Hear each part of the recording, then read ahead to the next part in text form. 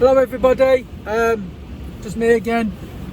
I'm doing an afternoon rant this time instead of the fucking first thing in the morning. I did one this morning, it was a cracking video, but I tried to do it on Instagram TV and it kept the reception on the route from my house to work isn't great, so it didn't work unfortunately. So I'm going to go back to doing it, recording it and editing it and uploading it that way. So I'm just trying to remember what I was talking about. I was talking about, to cut a long story short, I was talking about my darkest point, how I got to what I classed as my rock bottom, my darkest point, and I got to there. So I was talking about from the point of my transition period, basically, from going from this person who I didn't want to be to fixing myself. So I'm going to start from the point where, so I've already told you about, I'd sold up my promotion business and went travelling, and I came back, and this when I came back, I got to the point then where basically I was every weekend I was getting absolutely smashed out my face, but I wasn't doing the promotion anymore, so I couldn't even use that as an excuse of being the promoter, the party boy, and all this sort of stuff. I was just doing stuff that I didn't want to be doing, you know what I mean? I couldn't help it, and that's when I realised to myself I've got a problem, and I need to fix myself. So where I grew up, the older generation to me and us, we respected them when we was younger, looked up to them. I come from a council estate, and it was really rough when I was younger. And obviously these people grew up a little bit ahead of us, maybe a little bit too quick, you'd say, and they went down, well, most of them, the majority, went down the wrong path, and they got involved with like heroin and crack and stuff like that, and it, you know what I mean, we witnessed it firsthand. So it was a blessing for us, because we saw this and vowed that ain't the way we're going, you know what I mean. These people would steal from the nans and all sorts, you know. It was bad. It was probably the worst thing that ever happened to our estate, heroin, but that's life, eh? Shit happens, and all. As I say, I've just got to be grateful I wasn't a couple of years older, you know what I mean, because it could have easily been me. But you know, I still went on a route of drinking and partying and everything that entails, you know what I mean. And it wasn't fun. It wasn't fun anymore. It was, if anything, it was shit. It was the opposite of fun. I didn't want to be doing it. I hated myself for doing it, but I couldn't stop myself from doing it. And I always said, when I looked at like all these other people who were addicted to heroin, I went, if that was me, I'd just pack my stuff up and fuck off and go. So I'll just, before I get to the point where I did just pack up and fuck off, obviously I went training, that sorted me out. I was away for 4 months travelling, and you think, oh yeah, that's it, I've stopped doing it now for that long, I'm fixed. And then I came back, and this was like my late 20s, I must have been about 26, 27, and I started just falling back in the habits again straight away. And then I was like, I need something to fill that void, because I'm not the type of person that can just stop doing stuff, you know what I mean. I need to be active, I need to be doing things. So for me to just say I ain't doing it no more without having something to fill that place was ridiculous, because I like to be busy, I'm ultra motivated, and you know, because with anything I do whole hog. So I decided I was getting into UFC, MMA, all that sort of stuff. So I decided to start training MMA. So I found a local gym that done MMA, and that's the thing with me. I'm not scared to go and just try new things and do stuff and put myself out there. My mates used to take the piss out of me because one week I'd be doing rock climbing, the next week I'd be doing fucking boxing, the week after I'd be doing judo or canoeing, or I was just trying everything because I've never been into health and fitness, and I am now. I'm massive into health and fitness, but back then I've never been. All through my life, I was a fat kid when I was younger. I was into computer games. I was alone. I stayed in. I still don't really like team sports. I've always liked to rely on myself. It's like with bands, I've never been into like joining a band. You know what I mean? I have, but it's just for me, the reliance on other people was always a struggle.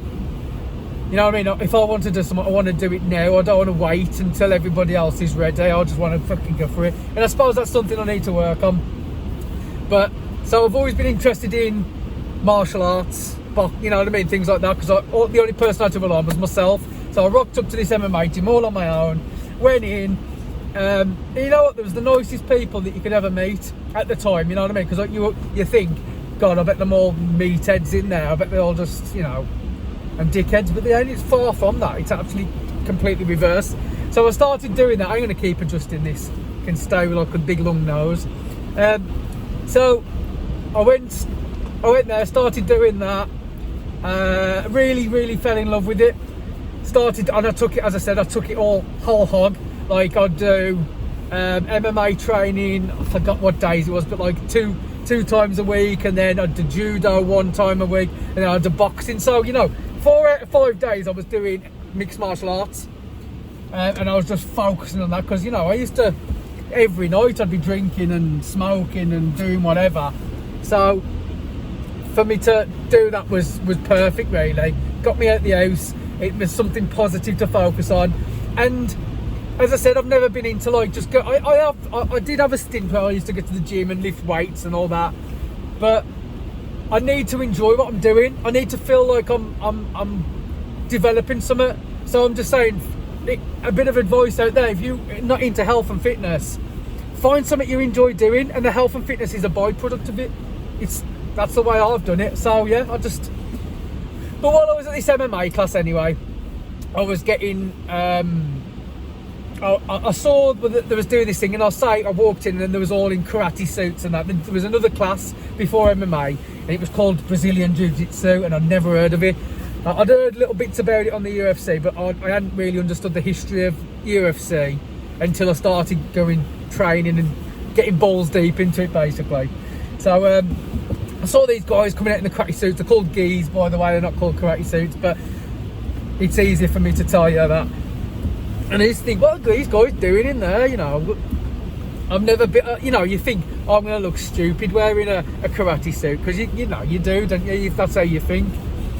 And and someone said to me, if you want to get good at grappling, the ground fighting and all that, which I was really interested in, do jiu-jitsu. And I was like, all right then. So I started doing jiu-jitsu, and I just fell in love with it. And I kept doing it. I kept training, and I snapped a ligament in my knee, and it put me out for about 6 months. It was the worst pain I've ever felt. I've never broke a bone, but I had this ligament in my knee snap, and man, it was the worst thing I've ever done. But that put me out of action for ages, and I was really enjoying it. I was getting into it and that. But you can tell when you're into something, because as soon as it got better, I went back. So I started doing jiu-jitsu, and I kept on doing judo. And I'll tell you what, people think that judo is the softest martial art, and for me it was the hardest, because you know, I've been like 27, 28, however old I was, and trying to learn to fall without bracing yourself and all that is really difficult. So I found that was the most punishing on my body, being through on the floor constantly, and it was wrecking my shoulders and that.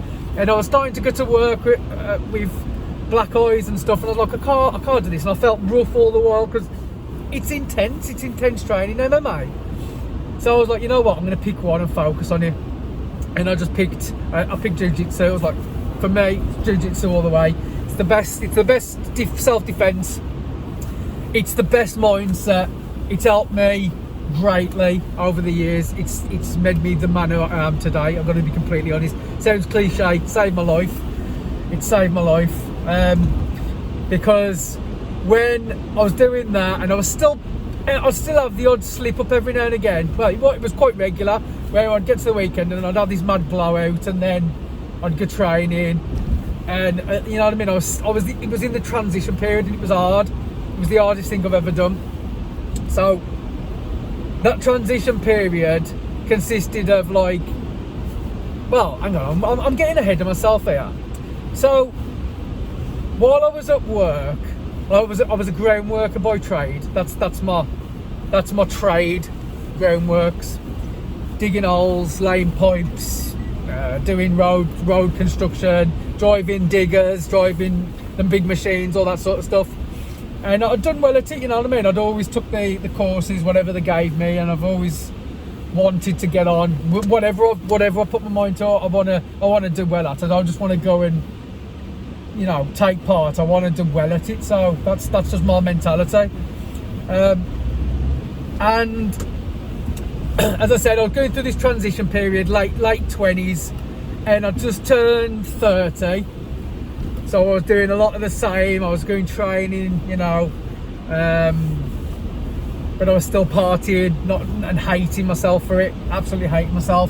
And I turned 30, and I said to the lads, I was building a set of steps outside, and my elbows were starting to ache, and my back was starting to go. And I always remember my old man saying to me, "You can't do this forever," because he does it, and he says, because you know, all your joints will start to get wrecked and all that sort of stuff. And I said, I turned 30, and I was like, what am I doing, man? You know what I mean? What am I doing? Because before that, I was being successful with my music and the promotion and all that sort of stuff. And I was like, I can't just settle. So I said to the lads, I'm going back to college, and they all took the piss out of me, saying I'd be the oldest one at college and all that. And I said, you know what, sometimes you've got to take a step backwards to take a step forwards. So I took a pay cut, and I applied for apprenticeships with some of the top construction companies in the UK, and I got the first interview. I went in, I got the initial interview, and I had to do like an intelligence test. It was a lot of like logic based puzzles, and if this was you, what would you do? All these kind of questions. So I done that, and I thought, oh, I fucking failed that. That was hard, because maths hasn't been a great strong point. You know what I mean? I've done all right at school and that, but maths was never a great strong point. So I thought, I ain't past that. Get a phone call, I forgot about it after that, and just like carried on with my life. And then out of the blue, I got a call saying I'd passed the interview. I'm buzzing, absolutely buzzing. I was like, I've passed it, I've got to go for the second interview. So I went to this second interview, and it was like all team building exercises and mad role playing things and stuff like that. It was really bizarre.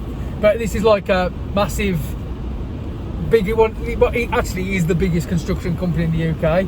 And I went for the interview, and they said, don't worry about competing. It ain't about that. Just be yourself, and there might be more than one job offer here. And I think about 4 of us ended up getting the job. So absolutely buzzing. Went on their program. They sent me to college to get my qualification to enable me to go to uni.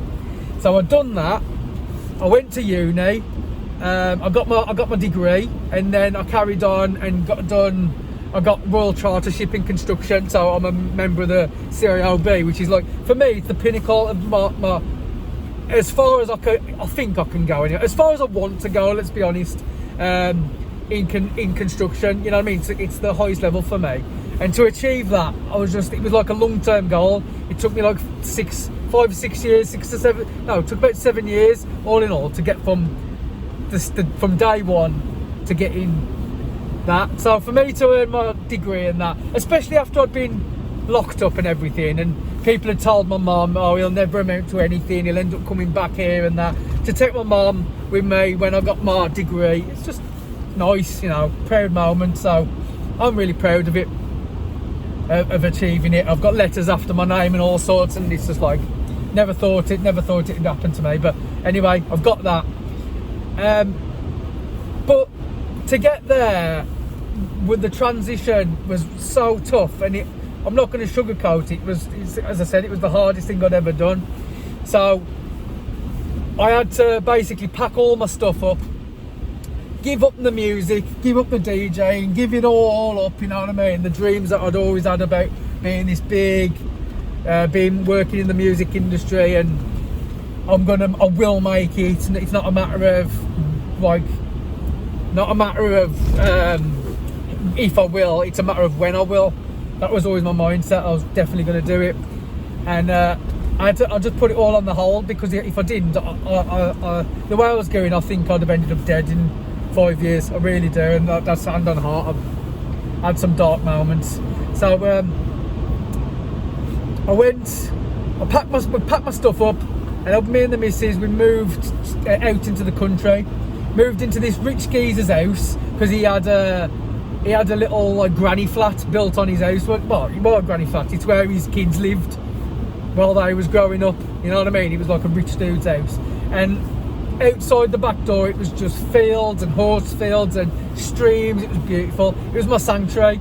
It was where I got away from because I couldn't even blame my mates, because I was the instigator. It was always me. It was me that wanted to always get hammered. They'd be like, no, not tonight, I don't want to. Come on. And I'd end up cajoling them into it, because I was very, very persuasive. You get when you end up being a promoter.